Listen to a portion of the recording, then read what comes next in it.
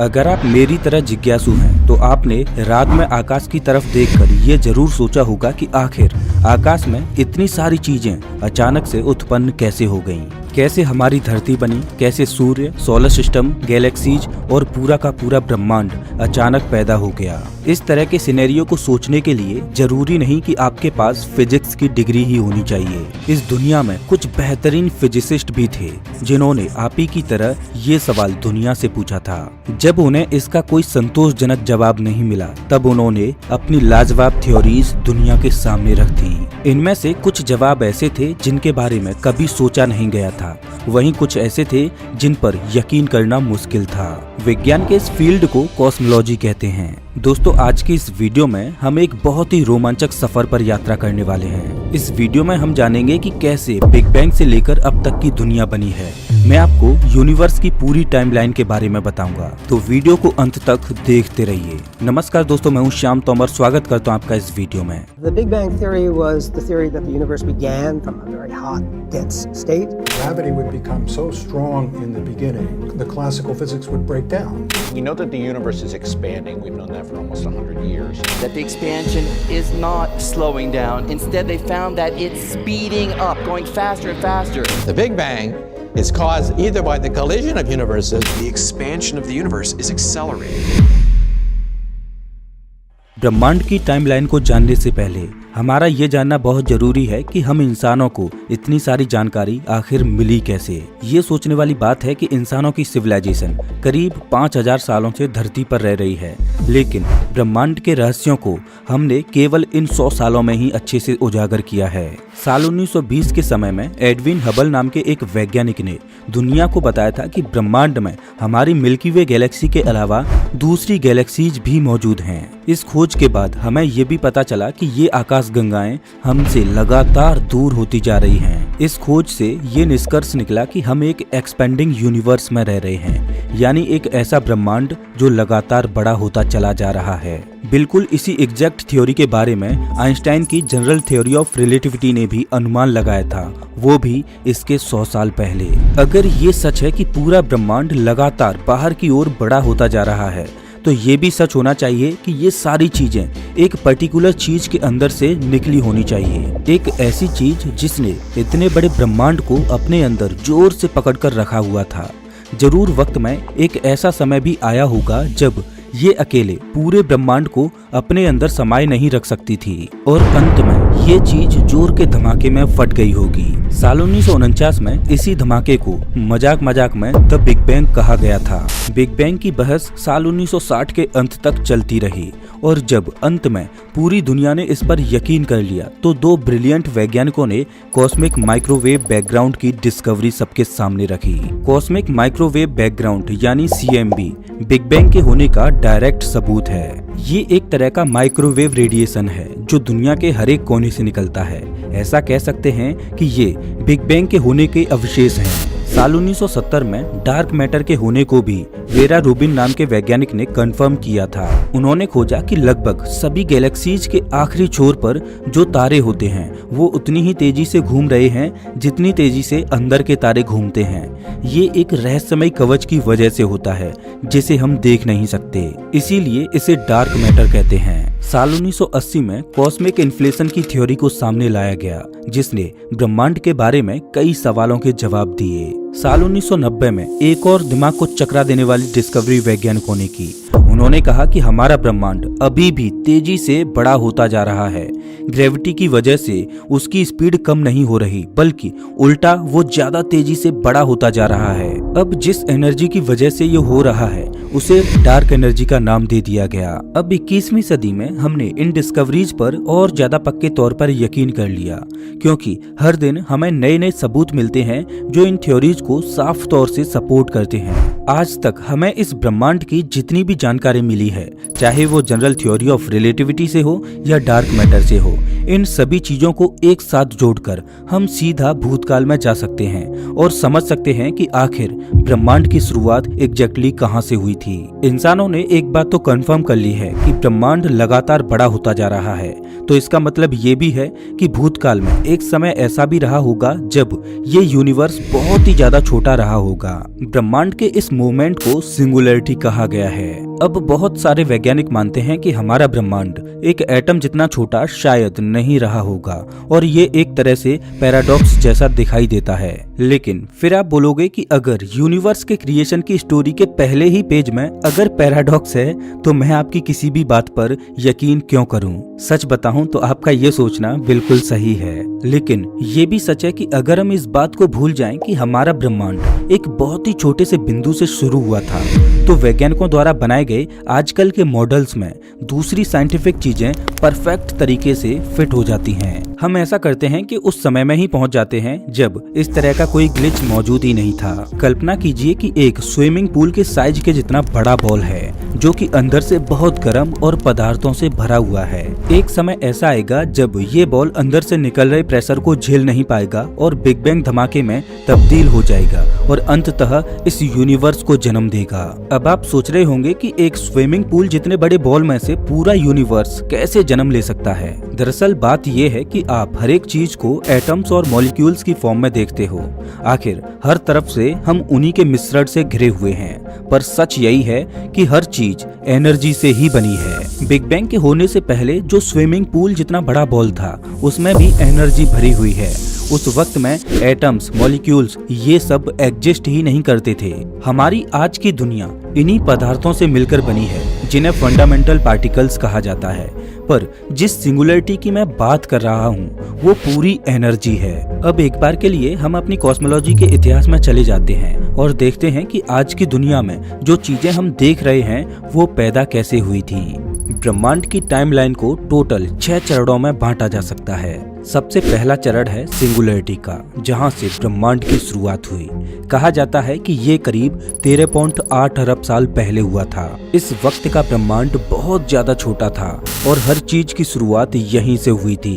एक छोटा सा डॉट जिसमें संपूर्ण ब्रह्मांड समाहित था। इतिहास में एक समय ऐसा आया जब ये छोटा सा डॉट फट गया और अपने अंदर की चीजों को बाहर की तरफ फेंकने लगा। इसे कॉस्मिक इन्फ्लेशन कहा गया है और यही यूनिवर्स का दूसरा चरण है। इसमें यूनिवर्स अचानक ही एक छोटे से न्यूक्लियस से बड़े स्विमिंग पूल में बदल गया।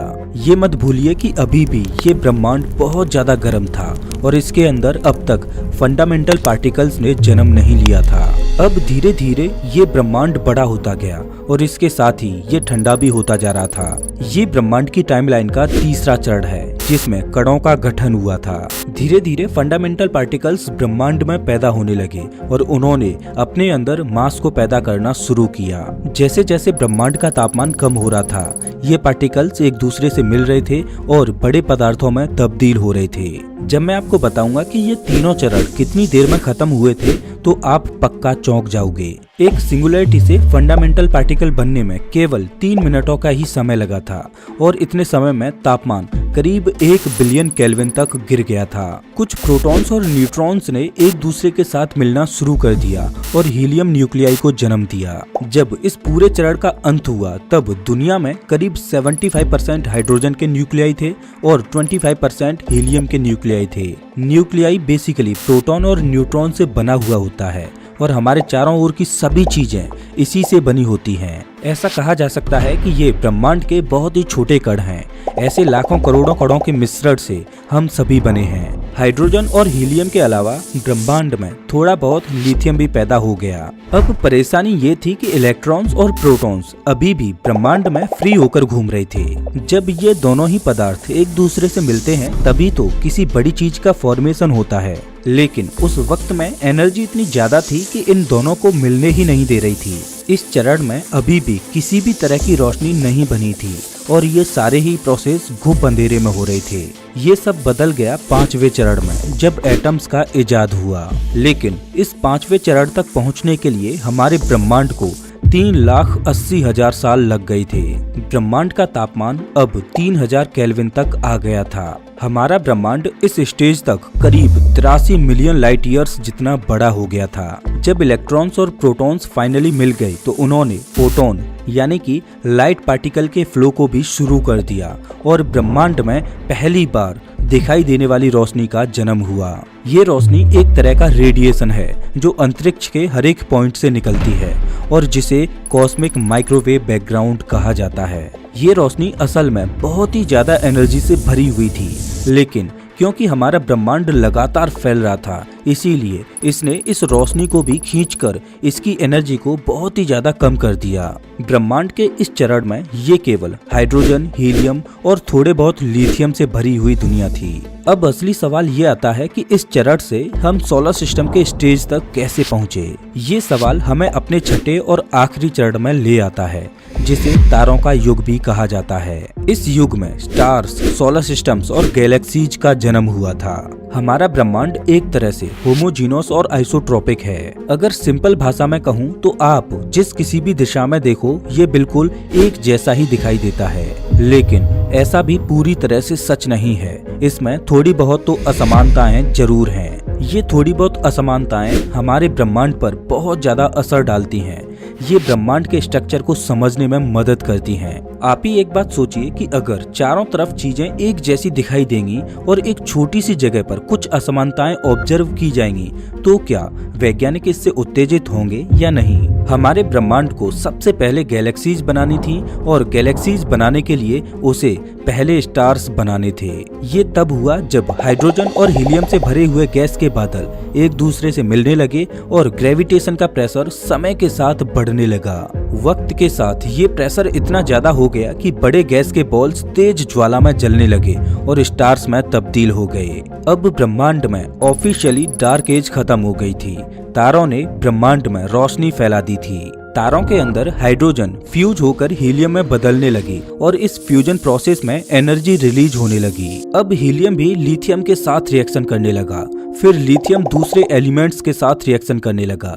ऐसा बहुत समय तक चलता रहा। ऐसे ही तारों की कोर में वो एलिमेंट्स भी पैदा होने लगे जिनसे आगे चलकर जीवन का जन्म होने वाला था, जैसे कि ऑक्सीजन, कार्बन और नाइट्रोजन। ये शुरुआती स्टार्स हमारे सूर्य के मुकाबले काफी ज्यादा बड़े थे। इस वजह से इनकी रोशनी भी बहुत ज्यादा तीव्र थी। इसी वजह से इनकी लाइफ साइकिल भी बहुत कम हुआ करती थी। दरअसल इतनी ज्यादा रोशनी छोड़ने के लिए तारों को बहुत सारी ऊर्जा जलानी पड़ती थी और इसीलिए बदले में स्टार्स अपनी एनर्जी को ज्यादा तेजी से गवा देते थे। ये शुरुआती स्टार्स केवल कुछ ही मिलियन सालों तक जिंदा रहते थे और अंत में एक बड़े सुपरनोवा धमाके में खत्म हो जाते थे। तारों की कोर में जो फ्यूजन प्रोसेस होता था वो आयरन को बनाने के बाद बंद हो जाता था, क्योंकि आयरन से ज्यादा भारी एटम्स को बनाने के लिए ज्यादा एनर्जी की जरूरत होती है। जैसे ही एक तारे की कोर में आयरन बनना शुरू हो जाता है वैसे ही उसकी मौत का काउंटडाउन भी शुरू हो जाता है। एक बात आपको बता दूं कि सुपरनोवा धमाके केवल बहुत सारी ऊर्जा रिलीज करने वाले धमाके नहीं होते हैं, बल्कि इस धमाके में जीवन को पैदा करने वाले बहुत से एलिमेंट्स जो तारों की कोर में बनते हैं वो भी अंतरिक्ष में रिलीज हो जाते हैं। ब्रह्मांड की शुरुआत में बहुत सारे सुपरनोवा एक्सप्लोजन्स हुए थे जिनके अंदर से इन एलिमेंट्स के अवशेष निकले थे। वक्त के साथ ये अवशेष एक दूसरे से जुड़ने लगे और सेकंड जनरेशन के स्टार्स का जन्म हो गया। जिस तरह आज इंसान एवोल्यूशन के जरिए इतने स्मार्ट और इंटेलिजेंट बन गए हैं, उसी तरह स्टार्स भी कई जनरेशंस के थ्रू गुजरने के बाद आज इस जगह पर हैं। हमारा सूर्य, सौरमंडल और हम सभी पुराने तारों के अवशेषों से ही बने हैं। ये कहना गलत नहीं होगा कि मैं, आप और ये धरती सभी तारों की धूल यानी स्टार डस्ट से बने हैं। हमारा सूर्य जब इतना ज्यादा भारी हो गया कि वो अपनी कोर में हाइड्रोजन एलिमेंट्स को फ्यूज कर पाए, तब उसने भी रोशनी फेंकना शुरू कर दिया। सूर्य के जन्म के बाद उसके पास जो बचे कुचे अवशेष थे जिनमें हेवी एलिमेंट्स थे, उन्होंने एक प्रोटोप्लानेटरी डिस्क को बना लिया। इस प्रोटोप्लानेटरी डिस्क में डस्ट, गैसेज और एलिमेंट्स कई मिलियन सालों तक मिलने लगे और प्लैनेट्स को जन्म देने लगे। इसी तरह से हमारी धरती भी बनी थी। अब एक गैलेक्सी भी तारों के बड़े झुंड का समूह होती है जिनमें बहुत सारी गैसें और धूल मौजूद होती है। लेकिन अब प्रॉब्लम ये है कि जो पदार्थ वैज्ञानिकों को दिखाई देते हैं वो एक गैलेक्सी की विशालता के सामने बहुत ही ज्यादा कम है। गैलेक्सीज में मौजूद तारों को तीव्र ग्रेविटेशनल फोर्स ने होल्ड करके रखा हुआ है, ये बात तो पक्की है। लेकिन ये बात भी सच है कि जितनी भी चीजें हमें अपनी गैलेक्सी में दिखाई देती हैं, उनके पास इतना ज्यादा ग्रेविटेशनल फोर्स नहीं है कि वो पूरी आकाशगंगा को संभाल कर रख पाएं। इसीलिए वैज्ञानिकों ने अनुमान लगाया कि हमारे ब्रह्मांड में एक अदृश्य चीज है जो ग्रेविटेशनल फोर्स को पैदा करती है, जिससे गैलेक्सीज स्टेबल रहती हैं। और इस अदृश्य चीज को डार्क मैटर का नाम दिया गया है। ये डार्क मैटर ना तो रोशनी को अपने अंदर लेता है और ना ही किसी तरह की रोशनी को छोड़ता है। वैज्ञानिकों का ये तक कहना है कि आज जो गैलेक्सीज आप देख रहे हो, इन्हें बनने में डार्क मैटर का एक बहुत बड़ा हाथ रहा है। उनका कहना है कि डार्क मैटर ने मिलकर ग्रेविटेशन का एक पूल बना दिया था, जिसने सभी पदार्थों को अपनी तरफ खींचकर तारे और दूसरे ग्रहों को जन्म दे दिया। अब जैसे जैसे ब्रह्मांड की आयु बढ़ रही है, डार्क मैटर भी बहुत ही प्रभावी बन गया है। ब्रह्मांड में एक और अदृश्य चीज है जिसकी प्रॉपर्टीज डार्क मैटर के उलट हैं, जो आज ब्रह्मांड को बहुत ही ज्यादा अफेक्ट कर रही है। जी हाँ, आप सही समझे, डार्क एनर्जी। आज यूनिवर्स जिस तेजी से बड़ा हो रहा है, वैज्ञानिकों का पूरा यकीन है कि ये आने वाले समय में रुकने वाला तो नहीं है, और इसके पीछे का मुख्य कारण है डार्क एनर्जी। लेकिन वैज्ञानिक ये भी कहते हैं कि इस बड़े होते हुए ब्रह्मांड के अफेक्ट को हमारे ऊपर पड़ने में 150 बिलियन सालों का समय लग जाएगा। आज इंसानों के लिए सबसे बड़ा सवाल डार्क मैटर और डार्क एनर्जी है। अगर हम डार्क मैटर और डार्क एनर्जी के बारे में जान जाएंगे तो ऐसा समझ लीजिए कि हम अपने पूरे ब्रह्मांड के बारे में जान जाएंगे। तो दोस्तों, ये थी ब्रह्मांड की टाइमलाइन, जिसमें हमने जाना कि कैसे एनर्जी से मैटर बना और कैसे गैलेक्सीज बनी, कैसे तारे और ग्रहों का जन्म हुआ। अगर आपको ये वीडियो अच्छा लगा हो तो इसे लाइक करें। वैसे आप हमारा ये वीडियो कौन से शहर से देख रहे हो, हमें कमेंट करके जरूर बताएं। मिलता हूँ मैं आपसे एक नए वीडियो में, तब तक के लिए नमस्कार।